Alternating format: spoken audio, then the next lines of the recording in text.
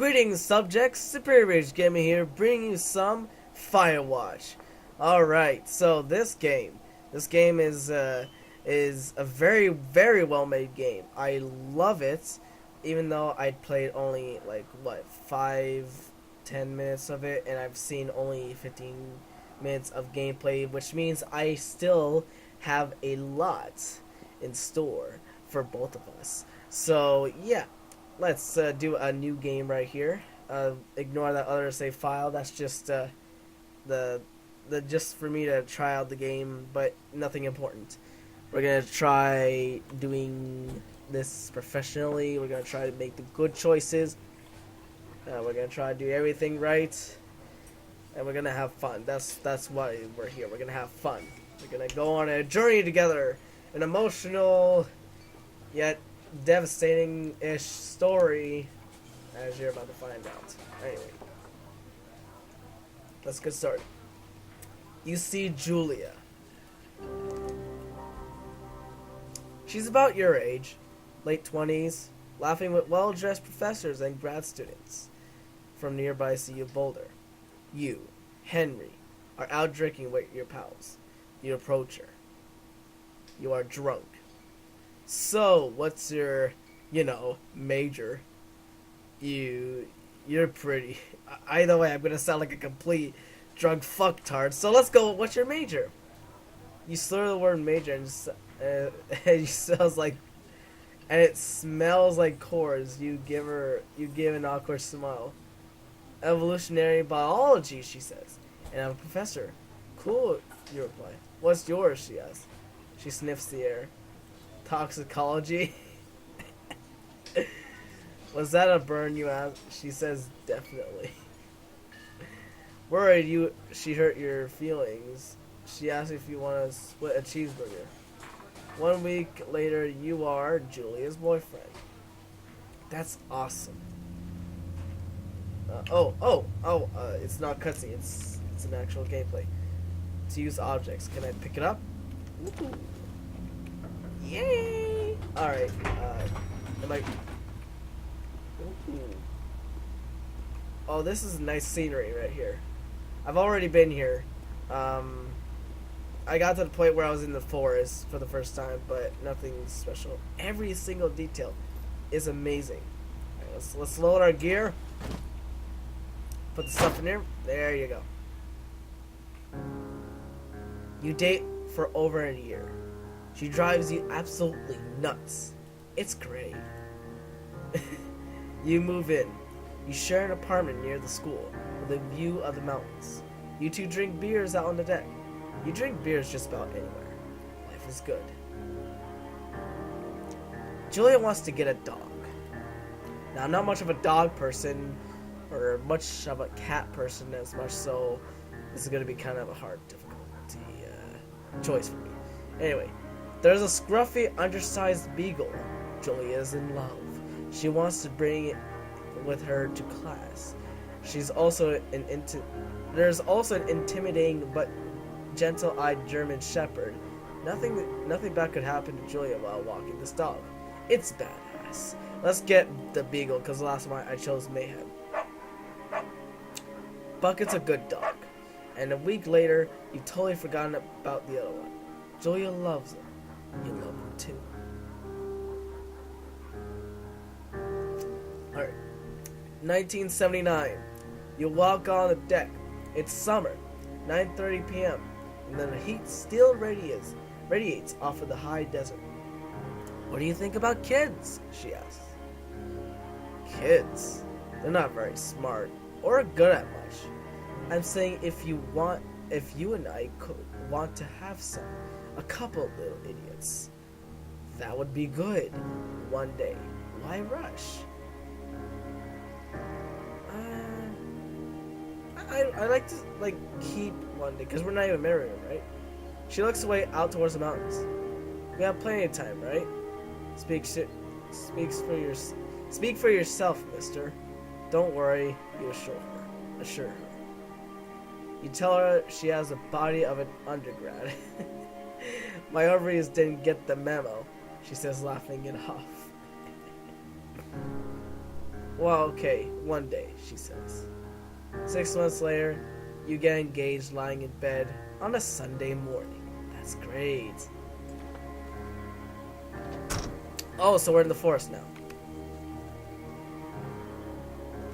Ooh, this is nice. I really like the textures of everything. It's just, oh, it's amazing. 1980. It's a Thursday night, and Julia is 4 hours late. She doesn't call. You're worried and getting angrier by the minute. She walks in after you've gone to bed. She's not quite drunk, but she's clearly been having fun. Having a fun time, sorry. You fight when she gets in between the sheets. You get mad, you ignore her. If I ignore her, like, do I ignore about her having fun, or I'll ignore her. You don't touch each other all night.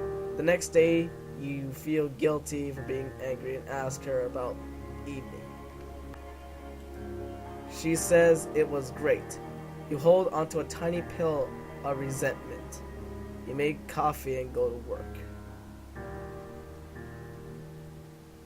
1981. Julia still likes to draw.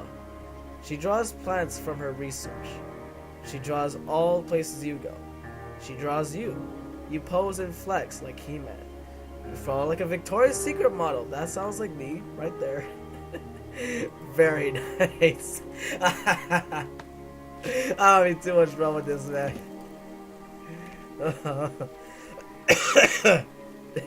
Sorry if I cough a lot.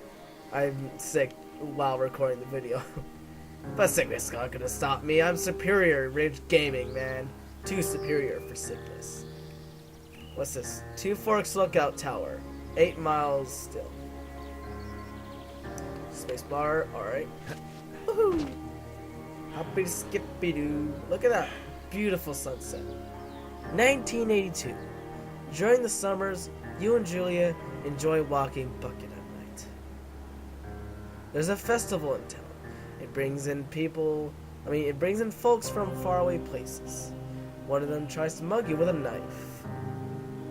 Bucket gets kicked. Fuck! Duh! Julia yells. She gets flustered and has trouble speaking when she gets stressed. You confront the attacker.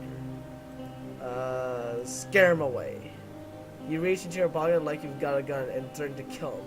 You manage to scare all three of you. He runs away. Julia asks to take a different path from that day forward. You say okay.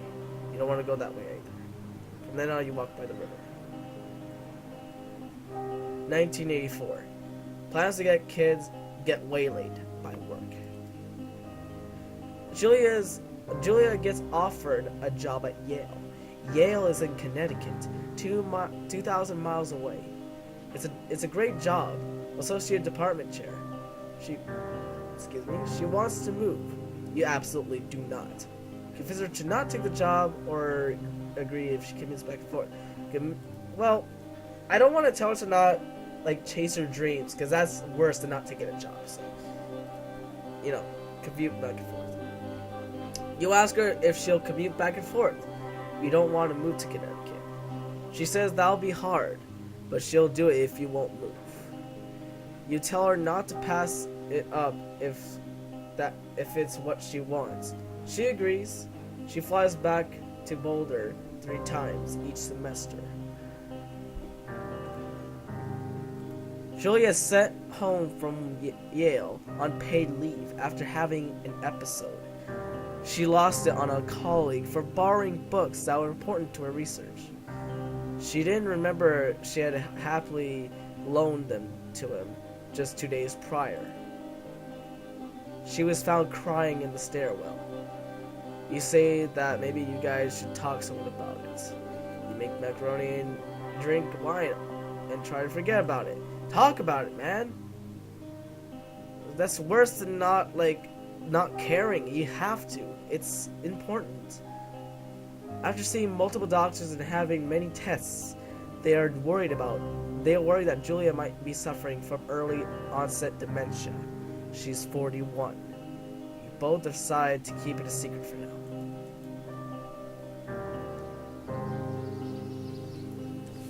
Oh, what's this? What's in the journal? Oh, God, that's disgusting. Is that me? That's me. What the hell? Bucket is getting older.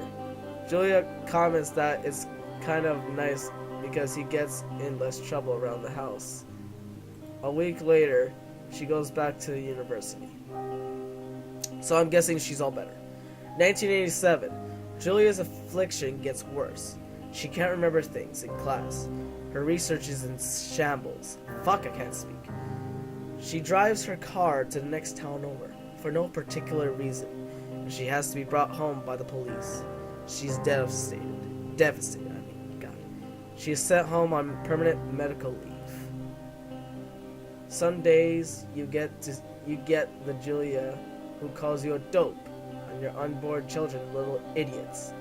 The other days you get a stranger. She pulls you into bed to make love. After 5 minutes, she goes into panic, believing her dad is at the door. You tell her family. They are crushed, and begin to make trips to and from their home in Australia to visit her. For a while, your friends come by with little things to brighten the day. She gets worse. 1988. You spend your days following Julia around the house. You count the seconds between the 2 weekly visits from Daniel the nurse. He suggests that Julia could live somewhere else, somewhere with a 24-hour care, a home. It sits with you for a couple of months. You decide to move her into a full-time care facility. You're determined to take care of her by yourself. Well, I mean, I don't want her to feel isolated by like nurses and all that there. She might even go even more into shock, like not being around me, if she like so happens to remember me, that is. Like I don't know. I'll take care of her by myself, even though that's very hard. It's very hard to take care. Oh, gameplay. It's very hard to take care of a person yourself. It takes a lot of work. Like seriously, like you may not think it is, but it's a lot of work, especially children. So, like this guy can do it. I mean, he can. So it's better than being isolated. That's for sure. Oh, there's a deer right there. Hey, Mr. Deer. Wait, come back. No, I want to pet you and feel your fuzziness. It is impossibly hard. The worst is when you get mad, or like when she tries to cook for her own food. You can't do anything without her, and she can't do anything without you. When she goes to sleep, you stay up for a few hours, drinking on the deck, watching basketball in the summer, college basketball in the winter, drinking then too. You start going out after you put her to bed. First time you do it, you worry about her getting up and walking around the house while you're gone. You either put a chair in front of the bedroom door, or you trust that she just sleeps like a rock. I mean, trust. You like a relationship, you have to trust people. You do the same. You go to the same bar at the boring end of Pearl Street. It's nice there. Over time, you tell Sheila, the bartender, everything. It's a huge weight off. You're home and in bed by 1 a.m. a couple of nights a week. You look forward for those nights. 1989. One day you are stopped at a DUI checkpoint. You blow a .10 and taken to jail for the night. You consider trying to hide it, but you tell your sister-in-law, Susan. Well, if you guys don't know what a DUI is, most of you already know what it is, but basically a DUI is something that happens. Actually, no, it's when you drink something and you decide to drive. Like, you don't have to necessarily be drunk, but if you like even drink so much as like a tiny ounce, like the tiniest ounce of alcohol in your system, you're not allowed to drive. They won't let you. You will be taken to jail or in for questioning or whatever the situation may occur. It's different each time for everyone sometimes. Anyways, let's continue. Julia's parents take the next plane from Australia. They can't believe the state your house is in. Then they tell you Julia is coming to live with them. You don't argue. You say you'll visit soon. A few weeks go by. Summer is coming and you see an ad in the paper for a job. You take it. I guess this is when I start to go to the forest. Oh, there you go. Yeah, it's loading. Really excited for this. Poison ivy, I don't like it. Oh, wow. This is really nice. Ooh, the stars are aligning. Oh, this is nice. I guess this is my tower post thingy. It's like lights everywhere and everything.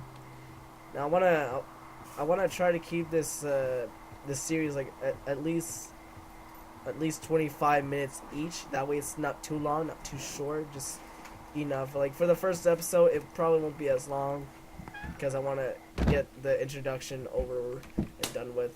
Generate switch light. There you go. Hello, Two Forks Tower. Oh, hello. Not the pine cone. I want to take the radio. Two Forks Tower, this is Thoroughfare Tower. Come in. They reply. Hello. Hello? Whoever this is? It's Henry, right? Yeah. I'm Delilah. Yeah, that's what the guy said on the phone. So, what's wrong with you? Excuse me? People take this job to get away from something. So, what's wrong? What's wrong with you? Oh, coming That's a back great at it with the idea. combats. Look, I just hiked for 2 days, so I don't really follow whatever it is you're doing right now. You take a stab at what's wrong with me. Fine, then can I sleep forever? Oh, Sure, wow, this buddy. guy wants to Okay, just now go sleep. ahead. I hate, like, hiking for 14 days. I'm not 14, 2 days. I mean, anyone can do it. Nobody back home can stand you. You killed. I'm gonna say you killed 3 ex-husbands. You've killed 3 husbands. You're a black widow, and you're just out here until the heat dies down, and then you'll kill again. Ooh, very good. Bravo. Even though Henry. that has nothing to do with it. Sleep now? Not quite. Now you. Okay, good night, bye. Let's Yeah. see. Bye. I Don't know want to talk anything about about, you. you know, just let I me sleep. say you That got looks like a fired from comfortable your bed. job and have finally decided to write your novel. That's the sort of bullshit reason you'll find a man out in the woods. Good night. Welcome to the job. Firewatch. Woo! Day 1. I wonder how many days there are. And also, I apologize for the background noise. The laundry just started recently. And it's started Morning, again. Henry. Well, Oh. I guess good afternoon. You probably slept like a rock. Anyway, there's still a few hours of daylight to get some work in. I can see you at your desk, so call me when you're ready.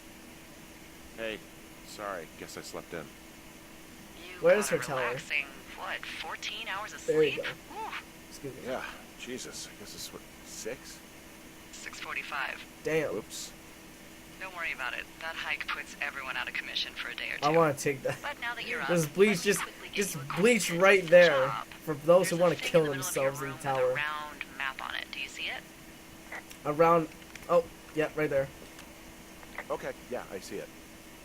This is the Osborne Firefinder, invented in 1914 by W.B. Osborne? You use this to spot, you guessed it, What the fuck? What is it? Nothing. You use this to... Oh, fuck me! Good God, language, lady. Out your west-facing window. Oh. Are you seeing what I'm seeing?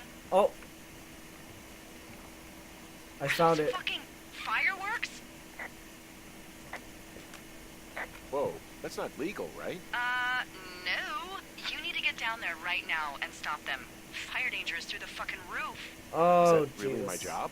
Your job is whatever I say it is. Look, the closest ranger Damn. is like 2 days away. Go down there and set them straight. All right. Like, kick the shit out of them sort of straight? No. Jesus, no. What? Kick the I'm shit not a out of 'em, cop. yeah. It's not like I've got a rule book over here. Just make sure they don't do it again. Take their shit. All right, fine. Don't feed anyone a knuckle sandwich. All right. get going. You'll probably need a rope to get down the shale between you and the lake, if I remember right. There should be one in the supply box on the way. The code is 1234. It's actually that for all of them. Smart. Smart. Shut up. I like this game already. Anyways, I'm gonna have to stop the episode here. I don't want it to be too short for the introduction. The introduction, it shouldn't be as long. So anyways, thank you all so much for watching. If you like this video, slug that like button in its pretty little face. And, yeah, stay spirited, guys. Peace out.